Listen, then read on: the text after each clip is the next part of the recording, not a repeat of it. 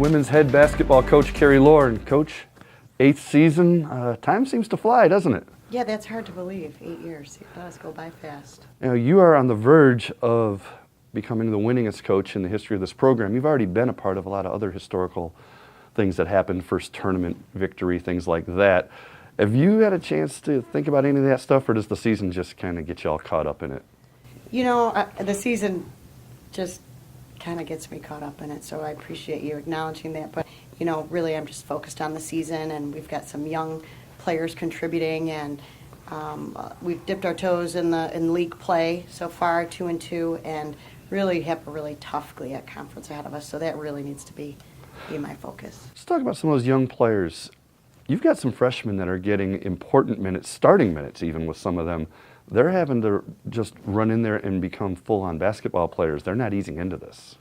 You know, every year we tell all of our players, when we recruit them as well, every year we say in the preseason, it's almost like a tryout now on who's, okay, you're here, but who's going to really compete and earn minutes. And I have to say this freshman class is very unique, and I mean that in a utmost positive way. They're just really overachieving young ladies, excellent in the classroom. I think 2 of the 4 have a 4.0 their first semester, and the other 2 are very, very close behind with 3.5s and higher. So they just take a challenge and run with it, and you never know what you're going to get with freshmen. You don't know if they're going to, you know, be a little intimidated by upperclassmen or hold back, so to speak, but that's certainly not the case. Let's talk about this season. 2 years ago, you had an off year at 8-20. You bounced back last year 19-8, but Shannon Wilson's gone, and she was as versatile a player as you've ever had here. You've had maybe better players, but she did everything.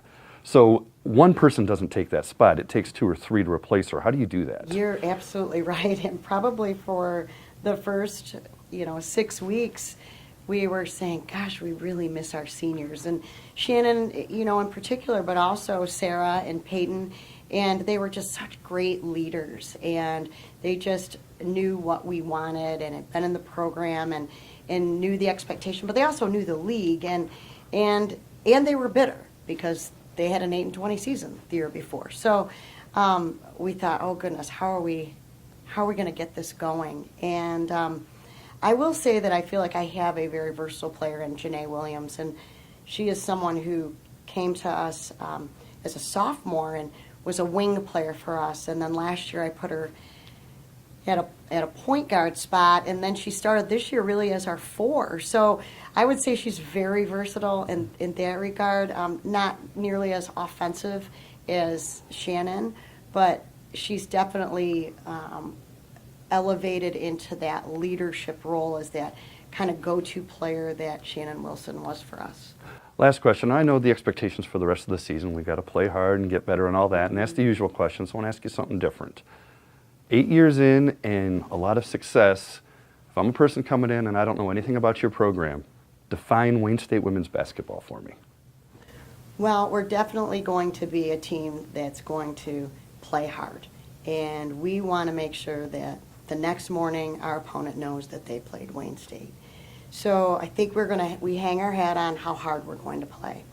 But we also hang our hat on those 3 things, the athletic piece, but the academic piece and the community outreach. And I know for a fact that our students, not just in women's basketball, but throughout the entire department, do far more than any other Division II school, I really think, in the country. And I'm proud of that. We feel like we're really preparing our young ladies to take the step that happens after 94 feet on the floor. And they're building their resumes every day by, getting community service hours and just exposing themselves to, maybe it's a youth program or a geriatric program or a disabilities program or a business. So they're really broadening their kind of base on who they were when they got here and what they've experienced when they leave. And the other thing that we really want to maximize them academically, and we remind them that you know, your bachelor's degree is a great finish line. It is. But we want you to really get that 3.5 or higher and put yourself in an opportunity to go to grad school. Put yourself in an opportunity to maybe earn a graduate scholarship somewhere. And you do that now by what your academic profile looks like now and the community outreach piece. So there's no question we hang our hat on how hard we're going to play. Now, we might not always be, you know, the most talented team, but we're going to play really hard. We're going to play together. And then when we walk off the court, we're going to keep it all in balance and keep it all in perspective and know that we're here. They're all here to get a great education and prepare themselves for life after Wayne State basketball. Coach, thanks a lot. Best of luck the rest of the way. Thank you.